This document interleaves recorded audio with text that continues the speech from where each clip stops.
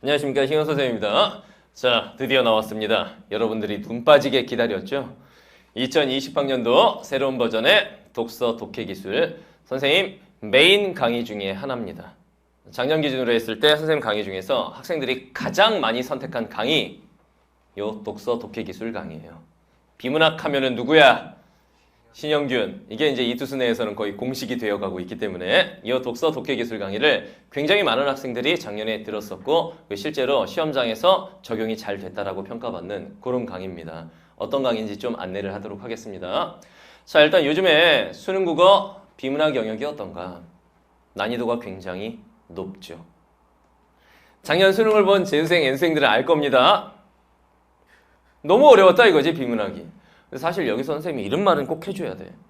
그럼 평가원에서 작년도 그랬고 재작년도 그랬는데 매년 일부러 비문학만 어렵게 출제하는 걸까? 올해도 독서 영역으로 애들을 골탕 먹여야지 이렇게 출제할까요?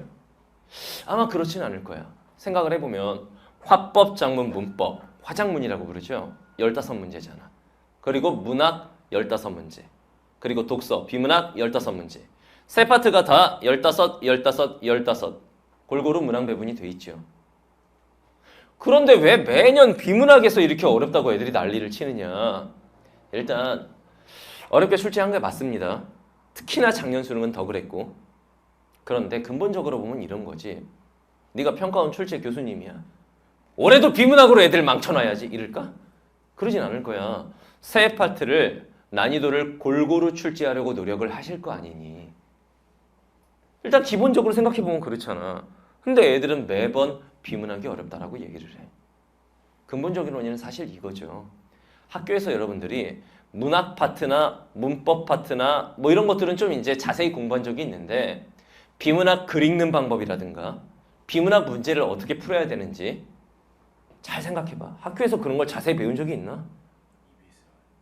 사실 거의 없죠. EBS를 배울 때도 거의 문학 중심으로만 거의 했지. 비문학을 막 이렇게 자세히 글 읽는 방법부터 설명하는 그런 강의가 사실 학교에는 많이 없습니다. 그러니까 쉽게 말하면 여러분들 중간고사, 기말고사도 한번 생각을 해봐요.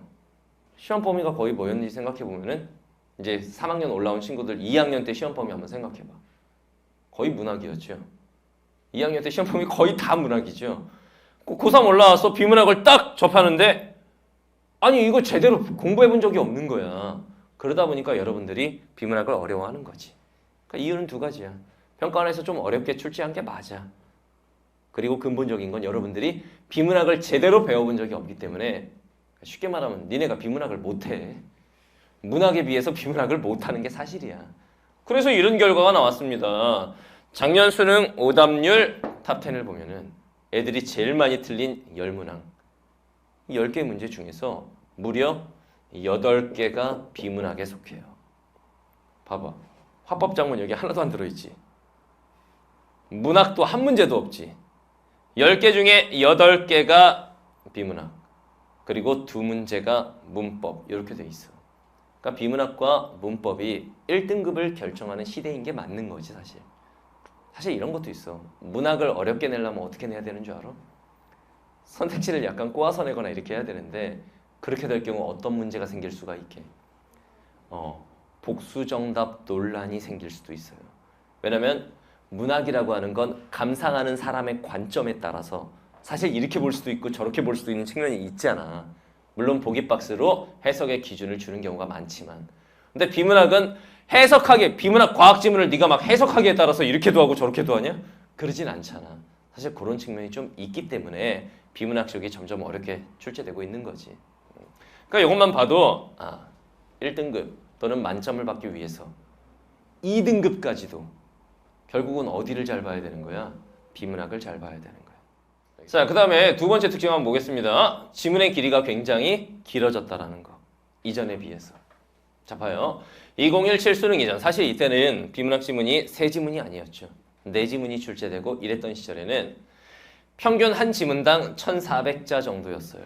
그런데 비문학 지문이 3지문으로 딱 줄고 봐봐. 지문의 개수가 많았는데 지문의 개수가 적어졌어. 그럼 한 지문당 길이가 어떻게 되겠니?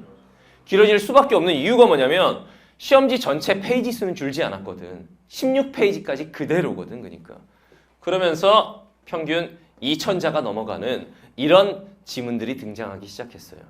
그러다 보니까 요즘 여러분들이 사실 이런 지문을 보게 되면 문제가 뭐냐면 지문이 굉장히 길어요. 1문단을 읽고 2문단 읽을 때까지 괜찮은데 3문단 읽을 때 1, 2문단을 까먹어요.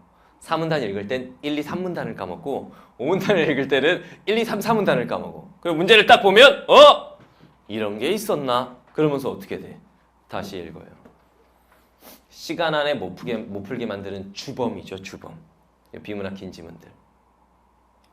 여러분들이 왜 이런 거에 대한 적응력이 사실 낮은 거냐면은 근본적인 원인이 뭘까요? 여러분들이 활자 세대가 아니기 때문이야. 어렸을 때부터 책 많이 읽고 특히나 이런 긴 글들을 많이 읽는 게 습관화된 그런 친구들이 아니죠, 여러분들은. 여러분들은 미디어 세대야. 화면이 익숙한 세대란 말이야. 어렸을 때부터 막 소설을 읽고 막 위인전을 읽고 이런 세대가 아니라 그런 걸 거의 만화로 접하거나 아니면 화면으로 접하던 세대. 뽀로로나 아기상어는 요즘 거죠. 뽀로로 같은 거 틀어놓고 우와 막 뽀로로 보면서 박수치고 이런 세대이기 때문에 미디어 세대들에게 사실 이렇게 긴 지문은 내용 파악을 떠나서 일단 읽기가 싫죠. 그렇기 때문에 여러분들이 사실 비문학을 어려워하는 걸 수도 있어. 그죠? 근데 지문의 길이가 길어진 거 어쩔 수 없습니다. 그 다음 세 번째, 한 지문당 문항수가 많아졌다. 왜냐? 옛날엔 비문학 지문이 인문, 사회, 과학, 기술, 예술 5지문이었죠. 그때도 15문제였어. 그리고 4지문으로 줄었죠. 예술 지문이나 또는 인문 지문이 융합 지문으로 나오거나 빠지거나 4지문으로 출제되면서도 15문제였어요. 그런데 지문이 지금 몇 개로 줄었다고? 3개로 줄었는데도 15문제야. 그러니까 한 지문당 문항수는 많아질 수밖에 없는 거죠. 2017 수능 이전까지만 해도 한 지문당 3문제 또는 4문제 이 정도였다면 지금은 이제 제일 적은 게 4문제, 제일 많은 건 6문제까지 가는 거지. 6문제짜리 장문 독해 지문이 뭔지 알죠? 그렇게 출제가 돼버린 거야. 이렇게 가버리니까 좋아, 싫어? 이게 사실 생각해보면 이래. 똑같은 거잖아. 지문 짧은 거 그리고 3문제, 짧은 거 3문제, 짧은 거 3문제 이렇게 5개가 나오나 길게 나오고 6문제. 그러니까 쉽게 말하면 이거지. 3문제 짧은 지문, 3문제 짧은 지문 2개를 합쳐서 지문 길게 주고 6문제. 똑같은 거잖아 사실은. 오히려 6문제짜리가 더 좋아야 되는 거 아니야? 왜냐면 하나의 주제에 대한 글만 쫙 읽고 나서 6개 풀면 되지만 옛날에는 서로 다른 내용의 지문 2개를 읽고 3문제를 풀어야 됐으니까. 이건 내 생각이죠. 사실 여러분들은 이걸 더 좋아해. 뭐냐면 지문이 짧아. 문제가 3개야. 그러면 잘 풀어요, 애들이. 근데 지문이 길어. 6문제야. 이러면 못 풉니다. 이유는 아까 말했던 그 이유. 여러분들이 어렸을 때부터 독서를 많이 한 활자 세대가 아니기 때문에. 근데 이렇게 출제가 됩니다. 예를 들면은 지문 장문 독해가 딱 끝나고 나서 원래대로 하면 하나, 둘, 셋, 넷 끝났겠구나 했는데 또 있어 문제가. 그것도 한 문제가 한 바닥이야. 안 끝났어. 문제가 또 있어. 다시 말하면 이 뒤에 옆에 지문이 있었다라는 걸 생각해 보면은 한 지문에 딸려 있는 게 한 바닥, 2바닥, 3바닥, 4바닥까지 가버리는 거야. 한 지문 세트가. 그러니까 애들은 일단 딱 봤을 때 어때? 이런 거 딱 보면 마음이 어때요? 굉장히 부담스럽죠. 막막하지. 거기다가 작년에는 이 긴 지문이 뭐였어? 과학 지문이었어. 맛 가는 거야 그냥. 인문 플러스 과학이었죠. 엄밀히 말하면 융합 지문. 이런 시대에 여러분들이 수능을 보고 있습니다. 선생님 어떻게 합니까 이런 거? 그러니까 이런 걸 어떻게 대응해야 되는지를 우리가 배워야 될 거 아니니. 알겠죠? 선생님 강의가 이런 것들을 해결하는 데 초점을 맞추고 있습니다. 결국 수능 비문학에서 요구하는 능력이 뭐냐? 일단 첫 번째는 독해력입니다. 독해력이 뭐니? 그렇지. 글을 제대로 읽고 이해하는 능력. 이걸 독해력이라고 하는 거죠. 일단은 지문에 대한 이해력을 갖춰야 돼요. 그 다음에 이제 실전력. 실전력은 뭘까요? 문제 유형별로 어떻게 문제를 푸는 게 빠르고 효과적으로 푸는 것인지에 대한 능력을 실전력이라고 하는 거지. 결과적으로 이 두 가지를 갖추면 여러분들은 비문학을 잘하게 돼요. 이 독서 독해 기술의 강의의 목적도 이 두 가지 능력을 길러주는 데 있는 거고. 알겠죠? 자, 비문학 이렇게 공부하면 여러분들 폭망할 수 있습니다. 망하는 지름길을 알려줄게요. 비문학 공부 이렇게 하면 완전히 폭망한다. 일단 첫 번째, 지문의 내용을 공부하는 애들이 있습니다. 지문의 내용 학습. 다시 말하면 이런 거야. 작년 수능을 예를 들어 설명해 줄게. 39회 42번에 인문지문이 나왔었어. 뭐 가능세계에 대한 얘기였죠. 가능세계는 이런 성질이 있다. 예를 들면 뭐 일관성, 포괄성, 뭐 배중률 이런 게 나오는데 배중률 이런 말 사실 어렵잖아. 가능세계가 뭔지 모르잖아. 그러니까 이걸 한번 풀어봤는데 이해가 안 되는 거야. 그러니까 어떤 애들이 있냐면 가능세계가 무엇인지 그 이론을 공부하고 배중률이 무엇인지를 공부하는 애들이 있습니다. 내년 수능에 가능세계 나올까? 그렇지 않겠죠. 이런 걸 왜 공부하냐면은 문제집들이 이런 게 나와요. 배경지식 넓히기 해가지고 이 지문과 관련된 그런 내용들을 설명하는 형식으로 많이들 되어 있습니다. 그러니까 애들이 이걸 공부해야 되는 줄 알고 이 내용을 공부를 하는 거야. 아무짝에도 쓸모가 없는 짓이죠. 왜? 이 지문은 내년 수능에 나오지 않아요. 올해 수능에 나오지 않아요. 그러니까. 알겠죠? 그리고 배경지식 공부하는 친구들 1번과 같은 맥락인데 첫 번째 항목과 예를 들면 작년 수능 16에서 20번 이런 게 나왔어요. 채권 뭐 이런 거. 이런 내용이 나왔죠. 뭐 이런 거에 대해서 잘 모르니까 막 공부를 하는 거야. 실체법은 뭐고 민사소송법이 뭐고 민사집행법이 뭐고 사법고 씹을 거야? 그런 게 아니잖아. 근데 이런 거에 대해서 선생님들이 수업하다 보면 이런 거 설명하실 거예요. 채권은 이런 거다. 민사소송법 이런 것들이 있다. 설명하실 수도 있는데 그걸 공부해야 되는 줄 아는 친구들이 있습니다. 그게 공부의 대상인가? 그렇지 않죠. 이런 배경 지식에 대해서 공부하는 건 비문학에선 의미 없는 짓에 해당하는 거야. 우리 학습 대상이 이게 아니란 얘기지. 여기 있는 글의 내용을 어떻게 제대로 이해를 하느냐가 관건인 거지 여기에 있는 이런 내용을 공부하라는 게 아닙니다. 알겠죠? 그 다음에 세 번째. 대다수의 비문학 수업들이 이렇게 또 진행이 되죠. 문단별 소주제 받아쓰기. 이건 뭐냐면 이런 수업을 들어본 적이 있어요? 학원에서 이런 걸 배웠었어? 학교에서 1문단을 쫙 읽어주세요. 선생님들이. 채권의 내용은 민법과 같은 실체법에서 규정하고 있고 그것을 강제적으로 실현할 수 있도록 막 읽어주셔. 그 다음 자, 이 문단의 핵심 내용이 뭘까요? 소주제를 정리해 봅시다. 채권을 강제적으로 실현한 법. 그러면 애들이 환장하고 다 같이 받았어요. 막 받았어. 1문단, 2문단, 3문단 막 받았습니다. 사실 이게 아무 의미 없는 짓은 아니야. 본인이 한다면. 그런데 선생님들이 쫙 읽어주고 나서 이 소주제를 써줬을 때 너네가 받아 적는다. 그건 그냥 받아쓰기. 아무짝에도 쓸모없는 짓. 본인이 고민해서 이 문단의 핵심적인 내용은 뭘까? 아마 이런 거겠지? 이렇게 하는 건 의미가 있는데 선생님들이 정리해주는 걸 받아쓰는 건 진짜 점수 1점도 오르지 않는 학습법이야. 그렇게 하는 건 안 됩니다. 그런 수업을 들어서도 안 돼요. 알겠죠? 그러니까 결과적으로는 핵심적인 내용 그리고 지문 전체의 흐름을 내가 이해하는 방법을 공부를 해야 되는 거지 단순히 이런 거 받아 적는 건 아무런 도움이 되지 않는다. 알겠죠? 뭐 어떻게 공부해야 되느냐? 이렇게 공부하면 성공할 수 있어요. 선생님의 수업 방향이기도 합니다. 일단 첫 번째, 비문학에도 꼭 필요한 필수 개념들이 몇 가지는 있어요. 물론 비문학 영역은 문학이나 문법과는 달리 개념이 중요한 파트는 아니야. 개념으로 승부 보는 파트는 아니야. 근데 알아야 되는 개념이 있기는 있어. 내용 전개 방식이나 추론 방식이나 이런 것들과 관련해서 반드시 알아야 되는 개념이 있긴 있습니다. 그거에 대한 공부를 일단 하고 그 다음에 지문 유형별 독해법을 공부하셔야 돼요.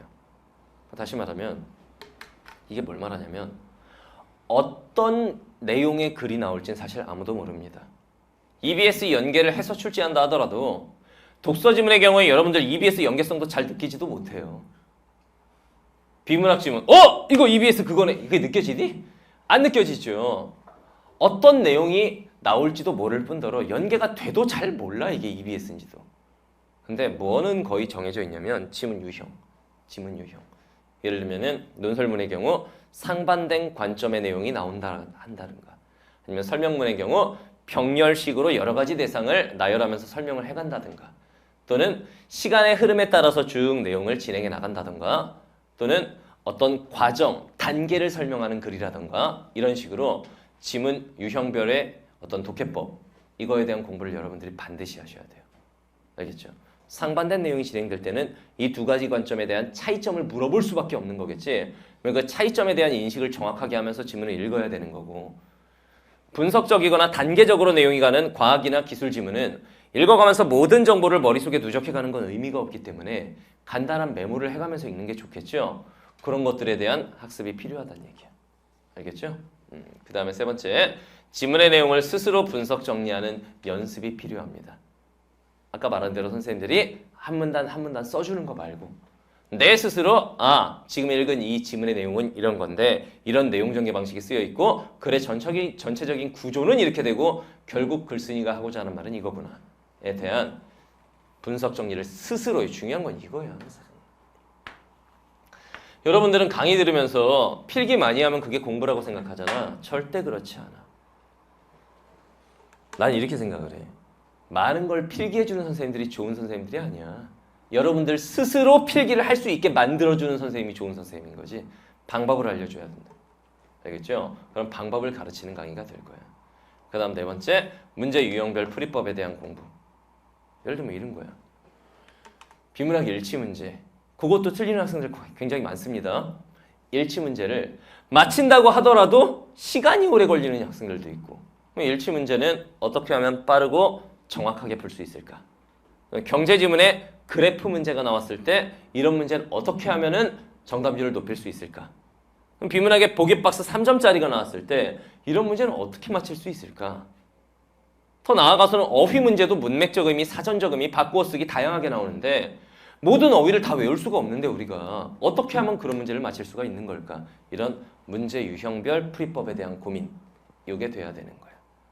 그리고 다섯 번째, 지문에서 답의 근거를 정확하게 찾아서 문제를 푸는 습관. 단순히 1대1 대응으로 숨은 그림 찾기 하라는 거 아닙니다. 선생님 강의를 제대로 모르는 친구들은 이런 얘기로 선생님을 많이 비판을 해요. 지문에서 답 찾기 하던데? 그러면 지문에서 답 안 찾으면 어디서 찾을 거니? 이렇게 물어보면 또 그러네요? 또 이렇게 얘기를 해. 단순히 선택지에 있는 말을 지문에서 1대1 대응으로 글자 찾기 하라는 게 아니야. 정확하게 이 선택지가 맞다 틀리다를 판단을 하려면 이와 관련된 내용이 지문의 어떤 부분에 숨어 있었는지를 찾아내야 될 거 아니야. 이거는 만고불변의 진리인 거야. 그래서 지문에서 정확하게 답의 근거를 찾아서 문제를 푸는 습관, 이걸 만들어주는 강의가 될 겁니다. 이게. 알겠죠? 자, 강의 구성은 이렇게 되어 있습니다. 일단 스텝별로 구분이 되어 있는데 첫 번째 스텝 1에서는 지문 유형별 독해법을 배웁니다. 예를 들면 상반된 관점이 나오는 지문은 이렇게 읽으면 된다. 그리고 원인과 결과에 따라서 지문이 흘러가는 경제 지문이나 과학기술 지문은 이렇게 읽으면 된다.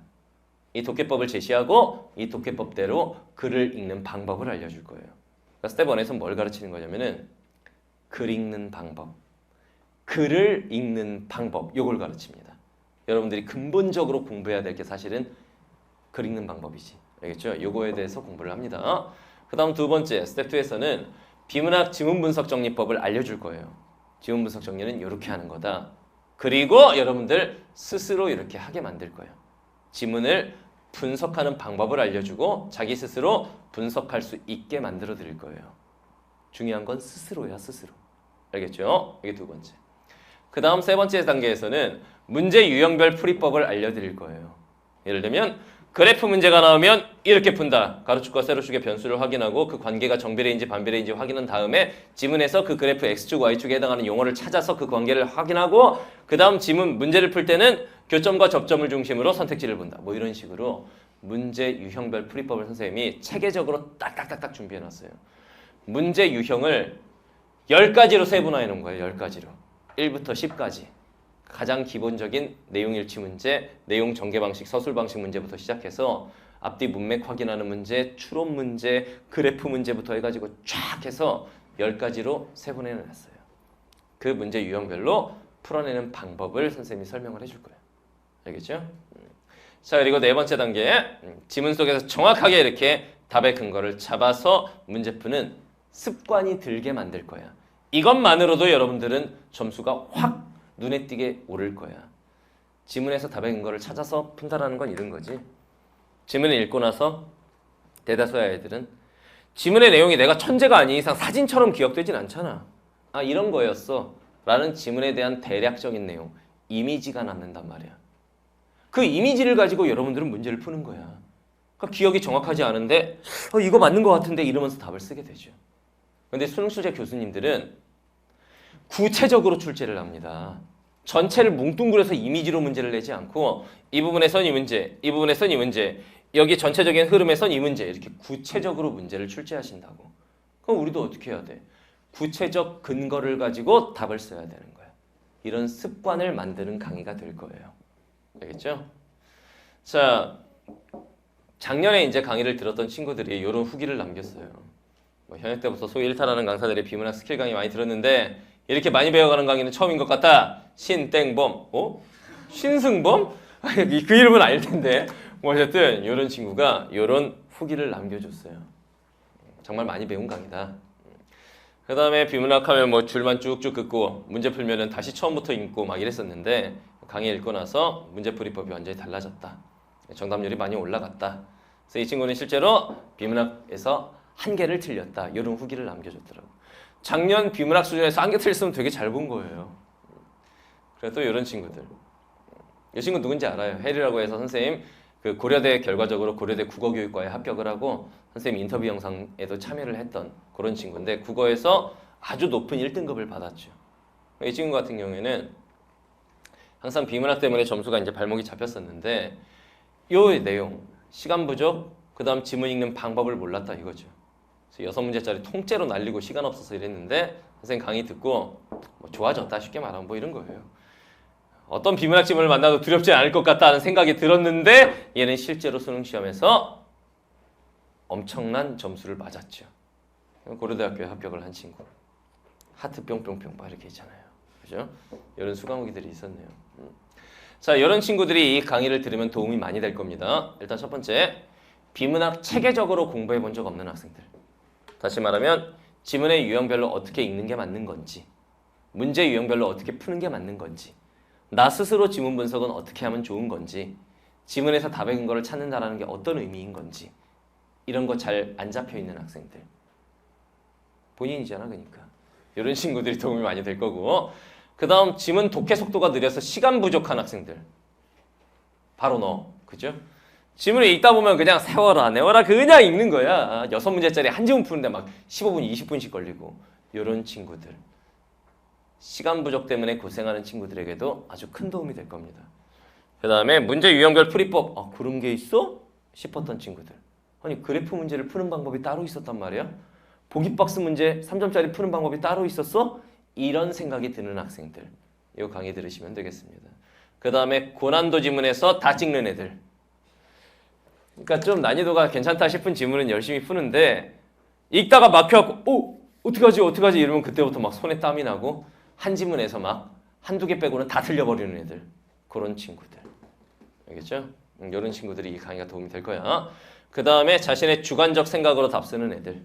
다 읽고 나서 이렇게 생각해보니까 3번 같네. 이런 애들. 자신의 생각으로 답 쓰는 습관을 완전히 뜯어 고쳐버리려니까. 알겠죠? 이런 친구들. 본인은 이거 해당하나요? 그러면 다 해당해요. 축하합니다. 너를 위한 강의네. 너는 그래도 좀 하잖아. 어떤 게 너의 문제점이냐?